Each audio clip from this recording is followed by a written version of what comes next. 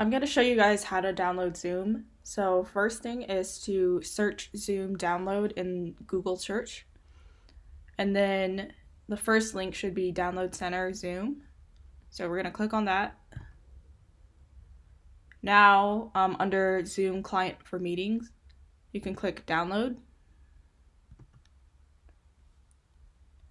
And when the package is done, right here, you click on it. And then click Continue. And if you have Windows and it asks if you want to run this on your computer, just say yes.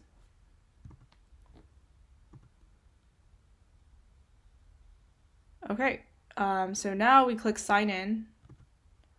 So you can either sign up for free or you can sign in with Google. And so I can sign in with my Gmail account. And now click open zoom.us. And for Windows, it might say, do you want to run this on your computer? Just say yes. To create a new meeting, we can click on the orange new meeting button. And then click join with computer audio. Or you can dial in. And here, so make sure you look at this bottom bar. This is really important because you can mute yourself.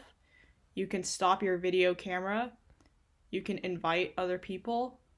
So at the top, if you want to invite them via email, make sure you choose your email service. So because I have Gmail, I would click Gmail to send that email. You can also do it by phone. So you can put their phone number and their name. And you can also just copy the URL or the invitation manually. And then you can copy that and put it in a separate email, but it would be easier to just do it here. Okay. You can also manage participants. So here I can mute myself, or I can also mute other people because I'm the host. I created this new meeting. I can share screen. So this essentially will share my desktop. If you do desktop, that means everything on my screen. If you do, a specific window like my text messages, you can share only that one. It's up to you, and then you click share right here. The other important feature is chat. So here, if you chat, this window will pop up on the side, on your right-hand side, and you can select if you want everyone to get your chat message or specific people, and then you can just type something. So if you can't hear someone talking, then this would be a good way to get their attention, to click on chat and then send them a message. Then you can also record. Just click record on this computer, and then it'll save it on your computer.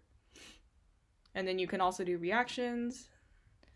You can do captions. So if you have difficulty hearing, this one would be really helpful.